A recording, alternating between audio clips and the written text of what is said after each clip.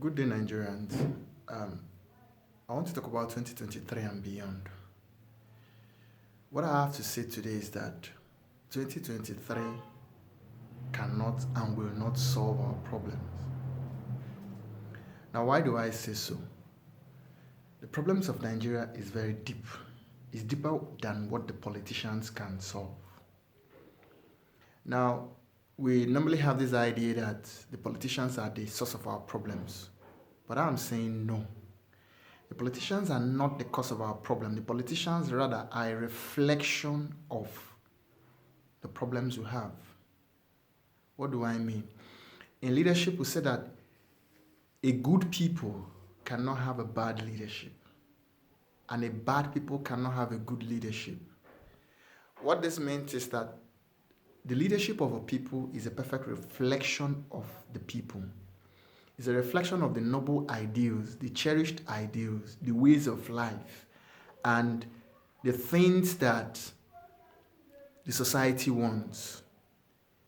If a greater percentage of a people in a society cherish a particular ideal or a particular virtue or vice, that virtue, vice, or leadership skill will be reflected in the leadership. Now, secondly, when you come to leadership, when a good people have a bad leadership, it becomes very easy for them to unseat that leadership out of power and install another leadership. Same thing goes when a bad people have a good leadership. It is very easy for them to uninstall that leadership and install a good leadership. Why? Because simply said, the leadership of a people is a reflection of who the people are. Our leaders are not aliens chosen from Mars or Jupiter or from another galaxy. No. The leaders are chosen from amongst us. And whatever value, whatever principle these people value in their private lives is what they will value or what they will exhibit as leaders. Now, sometimes a lot of us are thinking or are asking the politicians, what are you going to do? What are you going to do? My dear, have you ever seen a politician whom promised XYZ, A, B, C, D, and when he got into office, he was able to fulfill up to 30% of what he promised? If you're able to find that leader in history, I'm not talking of Nigeria, I'm talking of globally, from the history of the world, from the oldest book on history. If you can find that leader, please comment on it downstairs. Comment on it and let's talk about it. There is no leader in history, be it political leadership, be it hereditary leadership like we have in the kings and all that. Nobody does that. A politician will only tell you what you want to hear. He will tell you what he thinks you want him to do. Then put him in office. And you know how far. So for me, the idea of looking for what a politician is going to tell us about 2023 is total, absolute rubbish. Because it doesn't take us anywhere. So I think we should stop asking the politicians what they are going to do. A better way of looking at it is to maybe look at their profile, look at their person, their reputation, or their level of integrity. That's a better clue to understanding what this politician is going to do. But if you're waiting for him to tell you what he will do, he will just come there. Is it not media? Everybody will come to the media and say something. Don't forget that these politicians have a deep pocket. They can get motivational speakers, get writers, get people who are sound in how to convince people. And the people write a speech for them or tell them what to say. So please, let's look beyond the challenge. Let's look at the challenges of Nigeria beyond the politicians. Because the politicians cannot, I repeat, they cannot fix our problem. The problems of Nigeria can only be fixed when every Nigerian takes our problem to heart and understands the true nature of our problem. Because a lot of us don't understand what our problem is. A lot of us are still complaining. Now, there's a difference between complaining and trying to fix a problem. Now, when you complain, sometimes you don't even know the true nature of your problem. You don't even know that you are part of the problem. Because in life, it's either you're part of the problem or you're part of the solution. So when you complain, you're part of the problem. Okay, let me give us an illustration. In your neighborhood, maybe in the church or the mosque or the temple or the ashram you worship in, or within in school or something goes bad, and you sit in your house and say somebody should do something now. Okay, let's take for instance the transformer in your neighborhood is bad, and you have not bothered to find out how do we go about fixing this transformer. What do we do? Is there a committee? Is there a transformer committee? Okay, if there's a transformer committee, okay, we contributed money the other time they stole it or somebody used it. How do we overcome that? Because we need to fix light. Rather, you sit in your house and say, somebody should do something now. Who is that somebody? What is your own responsibility towards the transformer? So what a lot of us are doing is that somebody should do something. And history has shown us that that's somebody whom we expect, the Messiah. Even when he comes, we will kill him. You want my talk names? Okay, I'll say it. The Jewish people talked about Jesus Christ for thousands of years. And when he came, who killed him? They killed him. So what are we saying? Do you want to be a Messiah? No, you can't. So the point is the politicians cannot. It is us. Each and every one of us have to go back into our closet and ask ourselves questions about life. What are the moral values we cherish? What is our behavior like? Are we doing what is right? Or are we just anyhow, anywhere and which way? Or are we one of those people whose insatiable greed leaves no room for collective effort and development? Because when you look at Nigeria's problem from a perspective, you find that insatiable greed is one of our problems. Where somebody is ready to collect all the money that is meant for him, his siblings, his community, his nation, his state, his everything, and put in his pocket, and he doesn't care. Every other person can go to hell. Now, when we talk about corruption as a way of life in Nigeria, now some people say, I'm not corrupt, or my friends are not corrupt, or corruption is not really the problem. The question I want to ask you is this. Amongst your friends, take your phone, scroll through your numbers, all the numbers you have. How many of your friends can you vouch for that if this man is offered money to do something that is wrong, he will say no? Maybe like in his office or in his place of work or in his workshop. That if he's giving money to say, go and do this thing, or this thing is not right, but just do it like this. Now like this would you do and before, do it like that. Would he say no? How many people in your contact list can do that? When you scroll through your contact list and you have up to 1,000 people there, and you find out that you have up to 500 people who are able to do this,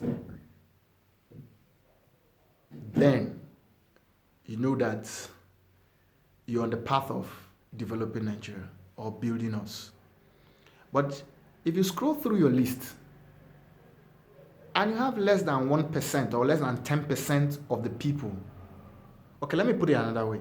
How many people that if you do business with them as a person and maybe they're going to pay you guys 10 million, 5 million, 1 million, 500,000 tomorrow, but right now you're traveling.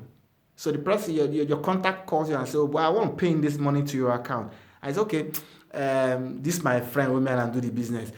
Let me send his account because my own, I won't be able to withdraw and I talk plenty story. Then you send your friend's number and you say, friend, oh boy, see how they travel, I'll come back in the next 1 month. That money when it come, keep my own for me. How many of your friends can you do that with? I'm not talking of your enemies, I'm talking of your friends. Because we know that a lot of us are so greedy that the people you do business with, you're looking for, your brain is overworking, your brain is in hyper mood, looking for how to scam them out of the business that you people put in effort together to do. A lot of young startups, a lot of young men have closed down themselves because of their insatiable greed, looking for how to outsmart the people that help them achieve what they achieve. It could be a little project, it could be a fashion show, it could be a music concert, it could be something as little as a party. But all we care is me, myself, and I. So I think we should look beyond 2023, because 2023 cannot solve any of our problem. At the end of the day, we may just, we may just get somebody who may be able to create a platform. He may be able to create a platform for growth to come. But the question I ask in that direction is, are we ready when that platform is created? Are we ready to follow? Because a lot of us say in Nigeria that we have leadership problem. Yes, I know we have a leadership problem. That's because everybody is a leader. But the truth is, the day we realize that we have a followership problem is the day we have taken the first step towards understanding our problems. We have a serious followership problem that is worse than the leadership problem. Because even when the leaders put good principles, agendas, concepts, and policies in place, how many of us follow those policies? It's easy to say, I'm a follower, I'm a good follower. Have you ever been in an organization, maybe a leadership group, in class, maybe in a social gathering, committee of friends and all that? Have you ever tried to lead, class captain or even course rep? Have you tried to lead as a course rep? Even when a lecturer gives an assignment, and a simple assignment that you can do in 3 hours, and he gives you 2 weeks. At the end of that 2 weeks, there are people in that class who have not done the assignment. In fact, let's take it to the extreme. There are people in that class that will come to you, the course rep, and point one student and say, give me that person assignment, my copy, as my own. Now, this is a simple assignment that doesn't involve so much. You could do it in 1 hour, 2 hours. But you were given 2 weeks, you were given 1 week, you were given 4 days. And somebody will still come to you and say, give me this person's own assignment. My copy. And sometimes if you don't give, you are in for it. Because this man knows a bad man that knows another bad man that knows another bad man. So if you don't give, you're endangering your life. That is how leadership is. Have you ever been like maybe in a church committee, in a temple committee, in a mosque committee, maybe building committee or something, and they're trying to raise maybe a building, maybe a hall or a toilet or something? Have you ever been in that kind of committee and see how things are wrong? Because when we talk about corruption, the private sector, our individual lives is more corrupt than what you have in the government. The only reason why it's like the government own is so obvious is that it's the one that affects everybody. Okay, now let me give you an illustration. We're living in a place where if you have maybe a girlfriend, a wife, a sister, a friend, something, and she wants to cook soup. That soup is 3,000 naira. And they write for the list. Inside that 3,000 naira, maybe 500 naira is in own chopping. Sometimes you know about this, but you're not really complaining because you have so much money or you can afford it. So it's not an issue. Okay? Fine. Now, what will happen if that same wife, girlfriend, sister, brother, or something, if that person is made the Minister of Finance or Commissioner for Finance or Accountant General, or is in an office where money can disappear and nobody can give an account or nobody is answerable to anybody? What will happen? The reason why 500 naira was her own cut out of 5,000, out of 3,000 naira is because if the meat is not big or if meat no plenty, wahala don dey. She will explain. So somehow, irrespective of the collecting, there has to be something. But what about if she's put in an office where nobody understands what's going on there? Like, how many of us know how much that passes through several offices? We don't know. All you want to see is that maybe you're passing out along the street or something, or seeing basic amenities or something.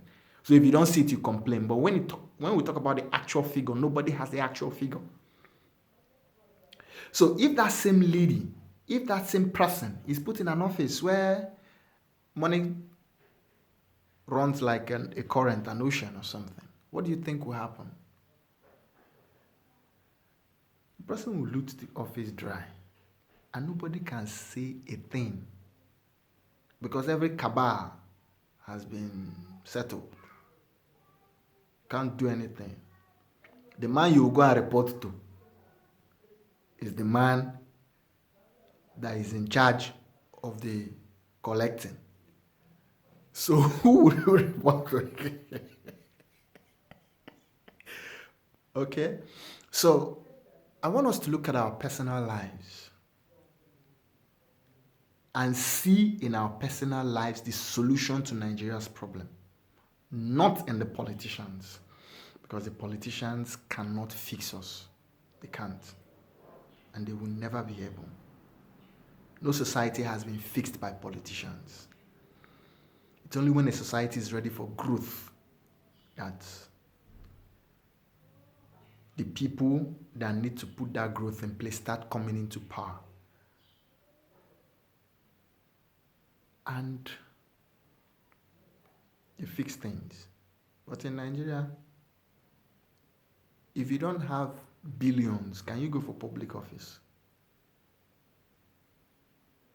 If you don't have so much money in your pocket, even your friends who know you that you don't have money will say, see, I'm a stupid man. You no get money, they go for office. Wetin make you feel say you go win?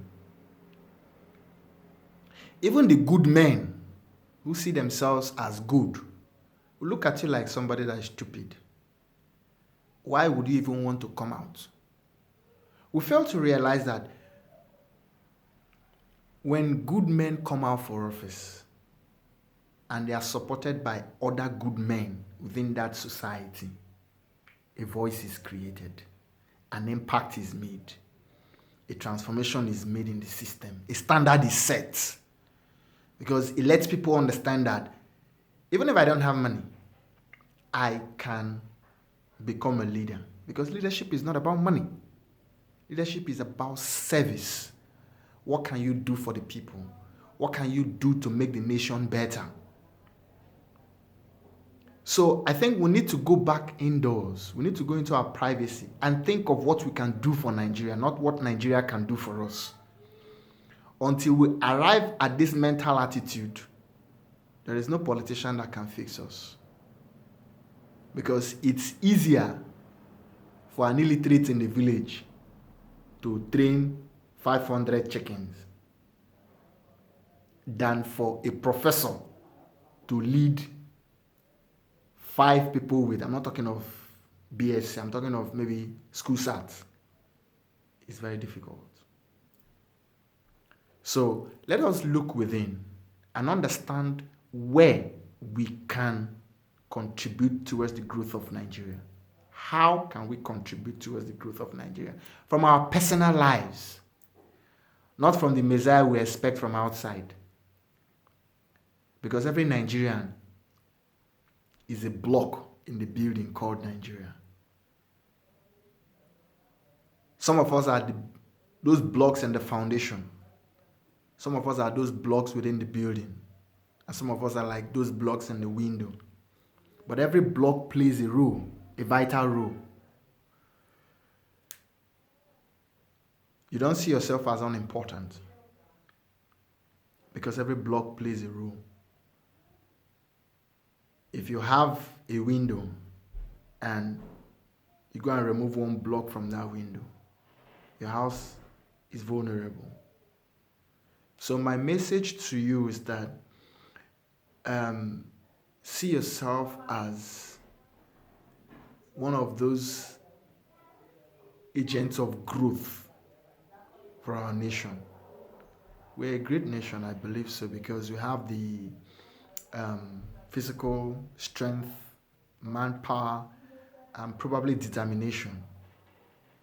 We just need to twerk the equation a little and add some components to it. That component, one of them I think, is integrity and discipline.